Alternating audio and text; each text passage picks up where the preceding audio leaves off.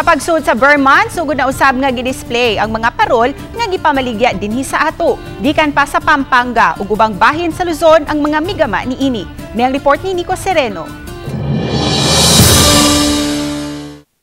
Maaninaw na gyud ang diwa sa Pasko dinhi sa usa ka balay sa highway sa Barangay Basak sa Nicolas, Cebu City.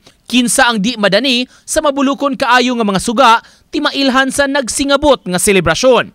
Matud sa nagduma, naabot na ang ilang mga stocks nga giship gikan pa sa Luzon. Ang miabot nga mga Pampanga lanterns gikinahanglan pa hinuong tauran o Christmas lights. Mao kini ang gitrabaho sa ilang mga tao. Lakip sa bag-o nilang design karon ang kining daw dakong poinsettia flower.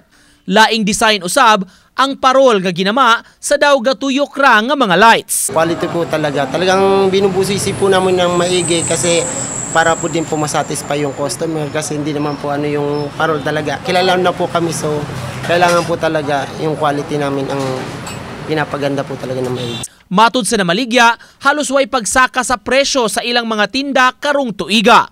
Ang labing gamay nga parol, 13 inches, tag 900 pesos. 1,800 ang 20 inches nga parol, samtang 3,500 pesos ang 24 inches. Ang labing dako, 6,500 pesos, 44 inches. Kahit tumaas po yung mga materialis po talaga sa paggawa ng parol, pero yung presyo po namin, di po namin tinataas basta-basta kasi unang-una yung mga customer, yun na po talaga yung kilala nilang price.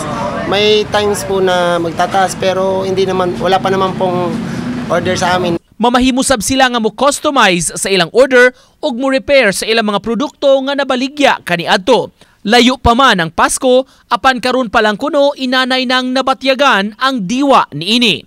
Uban ni Marlon Melgazon, Nico Sereno, Balitang Bisdak.